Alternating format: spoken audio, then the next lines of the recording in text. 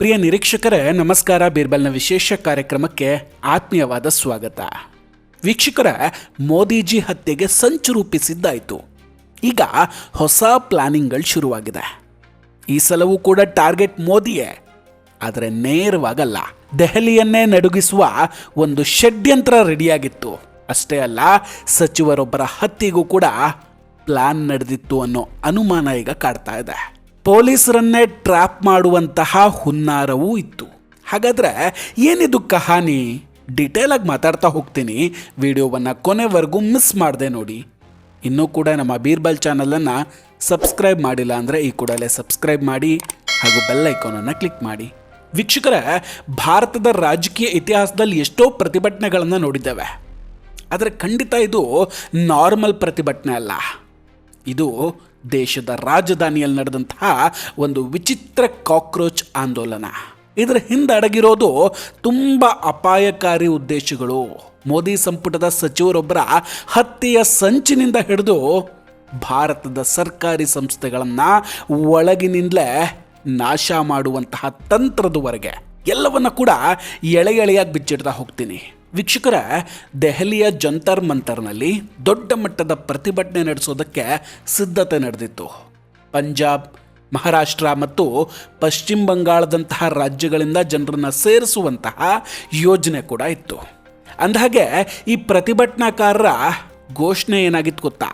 Permission to protest, ಅಂದರೆ ಪ್ರತಿಭಟನೆಗೆ ಅನುಮತಿಯನ್ನು ನೀಡಿ ಅಂತ. ಆದರೆ ಅಸಲಿ ವಿಷಯ ಏನಂದರೆ, ದೆಹಲಿ ಪೊಲೀಸರು ಆಲ್ರೆಡಿ ಈ ಪ್ರತಿಭಟನೆಗೆ ಅನುಮತಿಯನ್ನು ಕೊಟ್ಟಿದ್ರು.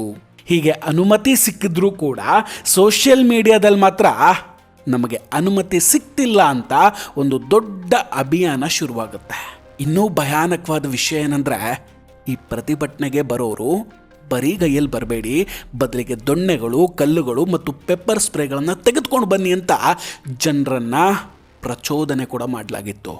ಈಗ ಹೇಳಿ, ಇದು ಕೇವಲ ಶಾಂತಿಯುತ ಪ್ರತಿಭಟನೆಯ ಅಥವಾ ದೆಹಲಿಯಲ್ಲಿ ಅಶಾಂತಿಯನ್ನು ಸೃಷ್ಟಿಸೋದಕ್ಕೆ ದೊಡ್ಡ ಸಂಚು ನಡೆದಿದ್ದ ಅಂತ? ಅಲ್ಲದೆ ಈ ಆಂದೋಲನದ ಹಿಂದಿರುವಂತಹ ಪ್ರಮುಖ ವ್ಯಕ್ತಿಗಳಲ್ಲಿ ಒಬ್ಬರಾದಂತಹ ಅಭಿಜಿತ್ ದೀಪ್ಗೆ ಈ ಕಾಕ್ರೋಚು ಒಂದು ಟ್ವೀಟ್ ಮಾಡಿತ್ತು. ಈ ಟ್ವೀಟ್ನಲ್ಲಿ ಒಂದು ಸಿನಿಮಾದ ಬಗ್ಗೆ ಉಲ್ಲೇಖ ಮಾಡ್ತಾರೆ. ಆ ಸಿನಿಮಾದಲ್ಲಿ ಕೂಡ ಕೇಂದ್ರ ಸಚಿವರೊಬ್ಬರ ಹತ್ಯೆ ಆಗುತ್ತೆ. ಅಂದರೆ ಇವರ ಪ್ಲಾನ್ ಏನು ಹಾಗಾದರೆ? ಇಲ್ಲೂ ಕೂಡ ಸಚಿವರ ಹತ್ಯೆಯನ್ನು ಮಾಡೋದಾ? ಇದನ್ನು ದೆಹಲಿ ಪೊಲೀಸರು ಬಹಳ ಗಂಭೀರವಾಗಿ ಪರಿಗಣಿಸ್ತಾ ಇದ್ದಾರೆ. ಇದೆಲ್ಲ ಸಿನಿಮಾಗಳಲ್ಲಿ ಚೆನ್ನಾಗಿ ಕಾಣಬಹುದು ವೀಕ್ಷಕರೇ, ಆದರೆ ನೈಜ ಜಗತ್ತಿನಲ್ಲಿ ಇದು ದೇಶದ ಭದ್ರತೆಗೆ ದೊಡ್ಡ ಸವಾಲಾಗ್ಬಿಡುತ್ತೆ. ನೋಡಿ, ಈ ಪ್ರತಿಭಟನಾಕಾರರು ತಮ್ಮನ್ನು ತಾವು ಕ್ರಾಂತಿಕಾರಿಗಳು ಅಂತ ಹೇಳ್ಕೊಳ್ತಾರೆ. ಆದರೆ ಇವರ ಡಿಜಿಟಲ್ ಲೋಕದ ಪ್ರಭಾವಕ್ಕೂ ಗ್ರೌಂಡ್ ರಿಯಾಲಿಟಿಗೂ ತುಂಬ ವ್ಯತ್ಯಾಸ ಇದೆ. ಸೋಷಿಯಲ್ ಮೀಡಿಯಾದಲ್ಲಿ ಬಹಳ ಅಬ್ಬರಿಸಿದ್ರು. BJPಗಿಂತ ನಮಗೆ ಜಾಸ್ತಿ ಫಾಲೋವರ್ಸ್ ಇದ್ದಾರೆ ಅಂತ ಹೇಳ್ಕೊಂಡ್ರು. 22 ಮಿಲಿಯನ್ ಫಾಲೋವರ್ಸ್ ಇದ್ದಾರೆ ಅಂತ ಹೇಳಿಕೊಳ್ಳುವ ಇವರಿಗೆ ವಿಮಾನ ನಿಲ್ದಾಣದಲ್ಲಿ ನೋಡಿದ್ರೆ 2,000 ಜನ ಕೂಡ ಸೇರಲಿಲ್ಲ. ಇದೇ ಫ್ಯಾಕ್ಟು. ಅಂದಹಾಗೆ ಈ ಆಂದೋಲನದ ಅತ್ಯಂತ ಭಯಾನಕ ಅಂಶ ಏನಂದರೆ, ಸರ್ಕಾರಿ ಸಂಸ್ಥೆಗಳನ್ನು ಹದಗೆಡಿಸೋದು, ಅದಕ್ಕೆ ಪ್ರಚೋದನೆ ಕೊಡೋದು. ಅಂದರೆ ಇವರು ಕೇವಲ ಸರ್ಕಾರದ ವಿರುದ್ಧ ಮಾತ್ರ ಕೆಲಸ ಮಾಡ್ತಿಲ್ಲ, ಬದಲಿಗೆ ಸರ್ಕಾರಿ ಅಧಿಕಾರಿಗಳು ಮತ್ತು ಪೊಲೀಸರು ತಮ್ಮ ಕರ್ತವ್ಯವನ್ನು ಬಿಡುವಂತೆ ಪ್ರಚೋದಿಸ್ತಾ ಇದ್ದಾರೆ. ಫಾರ್ ಎಕ್ಸಾಂಪಲ್, ಸೋನಮ್ ವಾಂಗ್ಚುಕ್ ಅವರಂತಹ ವ್ಯಕ್ತಿಗಳು ಪೊಲೀಸರನ್ನು ಉದ್ದೇಶಿಸಿ ಮಾತನಾಡಬೇಕಾದ್ರೆ, ನಿಮ್ಮ ಮೇಲಾಧಿಕಾರಿಗಳ ಮಾತನ್ನು ಕೇಳಬೇಡಿ, ನಿಮ್ಮ ಮಕ್ಕಳು ಮತ್ತು ಒಡ ಹುಟ್ಟಿದವರ ಭವಿಷ್ಯದ ಬಗ್ಗೆ ಯೋಚನೆ ಮಾಡಿ ನಿರ್ಧಾರ ತೆಗೆದುಕೊಳ್ಳಿ ಅಂತ ಓಪನ್ ಆಗಿ ಹೇಳ್ತಾರೆ. ಇದು ಮೇಲ್ನೋಟಕ್ಕೆ ಎಮೋಷ್ನಲ್ ಅಂತ ಕಂಡ್ರೂ ಕೂಡ ಆಳವಾಗಿ ನೋಡಿದ್ರೆ ಇದು ಶಿಸ್ತುಬದ್ಧವಾದ ಪೊಲೀಸ್ ವ್ಯವಸ್ಥೆಯನ್ನೇ ಮತ್ತು ಸರ್ಕಾರಿ ಸಂಸ್ಥೆಗಳನ್ನೇ ಒಳಗಿನಿಂದ ನಾಶ ಮಾಡುವಂತಹ ತಂತ್ರದಂತೆ ಕಾಣಿಸ್ತಾ ಇದೆ. ವೀಕ್ಷಕರ, ನೆನಪಿರಲಿ, ಇದೇ ರೀತಿಯ ತಂತ್ರವನ್ನು ನಾವು ಹಿಂದೆ ಅರವಿಂದ್ ಕೇಜ್ರಿವಾಲ್ ಅವರ 2012-13 ಆಂದೋಲನದಲ್ಲಿ ಮತ್ತು ಪಂಜಾಬ್ನ ಅಮೃತ್ಪಾಲ್ ಸಿಂಗ್ ಅವರ ಭಾಷಣಗಳಲ್ಲಿ ನೋಡಿದ್ದೇವೆ. ಸೈನ್ಯದಲ್ಲಿರುವಂತಹ ಸಿಖ್ ಯೋಧರು ಶಸ್ತ್ರಾಸ್ತ್ರಗಳನ್ನು ತ್ಯಜಿಸಿ ಮರಳಿ ಬರಬೇಕು ಅಂತ ಅಮೃತ್ಪಾಲ್ ಹೇಳ್ತಾ ಇದ್ದ ಮಾತುಗಳಿಗೂ ಇವತ್ತಿನ ಈ ಕಾಕ್ರೋಚ್ ಆಂದೋಲನದ ಪ್ರಚೋದನೆಗಳಿಗೂ ಬಹಳ ಸಾಮ್ಯತೆ ಇದೆ. ಇವತ್ತಿನ ಯೂತ್ಸ್ಗಳಲ್ಲಿ ಈ ಸೋನಂ ವಾಂಗ್ಚುಕ್ ಮತ್ತು ಕಾನ್ಸರ್ ಬಗ್ಗೆ ದೊಡ್ಡ ಕ್ರೇಜ್ ಇದೆ. ಹಾಗೆ ಇವರ ಬೆಂಬಲಿಗರು ಕೂಡ ಇವರನ್ನೇ ಮುಂದಿನ ಶಿಕ್ಷಣ ಸಚಿವರನ್ನಾಗಿ ಮಾಡಬೇಕು ಅಂತ ಬೇಡಿಕೆ ಕೂಡ ಇಡ್ತಾ ಇದ್ದಾರೆ. धर्मेंद्र प्रधान जी ने कोई एग्जाम पास किया है? शिक्षा मंत्री बनने का एग्जाम पास किया है? वोट पाकर वो शिक्षा मंत्री बने हैं. प्रधानमंत्री जी ने, बीजेपी पार्टी ने उनको शिक्षा मंत्री बनाया है ना. क्या बीजेपी पार्टी को, प्रधानमंत्री जी को उनके अलावा कोई और लगता नहीं है शिक्षा मंत्री बन पाए? अगर नहीं लगता है तो हम बताए देते युवा होने के नाते कौन शिक्षा मंत्री बनता है. देश कि आपकी पसंद का शिक्षा मंत्री बने तो उसका नाम भी देखिए. हमारी पसंद का शिक्षा मंत्री अगर आप बनाना चाहते हैं तो हमारी पसंद के शिक्षा मंत्री हैं दो. एक है पहले नंबर पे खान सर, जिन्होंने बिहार के अंदर एक नए युग की शुरुआत की है. ठीक है. दूसरे आपके जिनके ऊपर 3 इडियट मूवी बनी है, सोनम वांगचुक जो कि साइंटिस्ट है. ठीक है. ये दोनों, अगर आपको इनको इस्तीफा नहीं दिलवाना है, आप बताइए, आप जैसे एमएलए एमपी के इलेक्शन करवाते हैं ऐसे एक बार उसके शिक्षा मंत्री के इलेक्शन करवा दीजिए. आपको भी पता चल जाएगा कौन कैपेबल है कौन कैपेबल नहीं है. ಆದರೆ ಇಲ್ಲಿ ನಾವು ಕೆಲವೊಂದಷ್ಟು ಕಹಿ ಸತ್ಯಗಳನ್ನ ತಿಳಿದುಕೊಳ್ಳಲೇಬೇಕು. ಸೋನಂ ವಾಂಗ್ಚುಕ್ ಅವರು ಈ ಹಿಂದೆ ಉಪವಾಸ ಸತ್ಯಾಗ್ರಹವನ್ನ ಒಂದು ಫ್ಯಾಷನ್ ಶೋ ತರ ಬಳಸ್ಕೊಳ್ತಾ ಇದ್ದಾರೆ ಅಂತ ಟೀಕೆಗಳು ಕೂಡ ಇದೆ. ಸೈಂಟಿಸ್ಟ್ ಅಂತ ಹೇಳ್ಕೊಳ್ಳುವ ಇವರು ಸೈನ್ಯಕ್ಕೆ ಟೆಂಟ್ಗಳನ್ನು ಪೂರೈಸ್ತಿದ್ರು ಅನ್ನೋ ಸುಳ್ಳು ಸುದ್ದಿಗಳು ಕೂಡ ಹಬ್ಬಿಸ್ತಾರೆ. ಆದರೆ ಸೇನೆ ಮಾತ್ರ ಅದನ್ನು ಒಪ್ಕೊಂಡಿಲ್ಲ. ಇನ್ನು ಕಾನ್ಸರ್ ವಿಷಯಕ್ಕೆ ಬಂದರೆ ವಾಕ್ಚಾತುರ್ಯದಿಂದ ಜನರ ಗಮನ ಸೆಳೆಯುತ್ತಾರೆ ಹೊರತು ಅವ್ರ ಬಳಿ ಯಾವುದೇ ಡೇಟಾ ಅಥವಾ ಜ್ಞಾನ ಇಲ್ಲ. ಇಂತಹ ವ್ಯಕ್ತಿಗಳನ್ನು ಶಿಕ್ಷಣ ಸಚಿವರಾಗಿ ಮಾಡಬೇಕು ಅಂತ ಕೇಳೋದು ಎಷ್ಟರ ಮಟ್ಟಿಗೆ ಸರಿ ಇದೆ?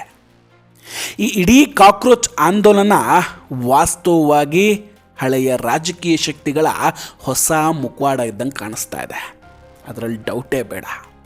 ಅರವಿಂದ್ ಕೇಜ್ರಿವಾಲ್ ಮತ್ತು ಕಾಂಗ್ರೆಸ್ನ ಕೆಲವು ನಾಯಕರು ನೇರವಾಗಿ ಹೊರಬರೋದಕ್ಕೆ ಸಾಧ್ಯವಾಗದೇ ಇದ್ದಾಗ ಇಂತಹ ಹೊಸ ಪ್ರಾಡಕ್ಟ್ಗಳನ್ನು ಮಾರುಕಟ್ಟೆಗೆ ಬಿಡ್ತಾ ಇದ್ದಾರೆ ಅಷ್ಟೇ.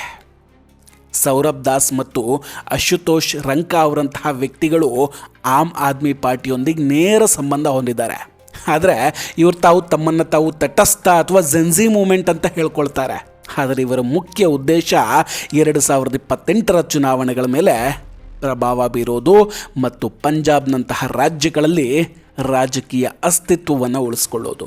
ಯುವಕರನ್ನು ಬ್ರೈನ್ ವಾಶ್ ಮಾಡೋದಕ್ಕೆ ನೀಟ್ ಪರೀಕ್ಷೆಯ ಅಕ್ರಮಗಳನ್ನು ಲಾಭವಾಗಿ ಪಡೆಯೋದಕ್ಕೆ ಪ್ರಯತ್ನ ಪಡ್ತಾರೆ. ಆದರೆ ಸರ್ಕಾರ ಈಗ ಒಂದು ಮಹತ್ವದ ಹೆಜ್ಜೆ ಇಟ್ಟಿದೆ.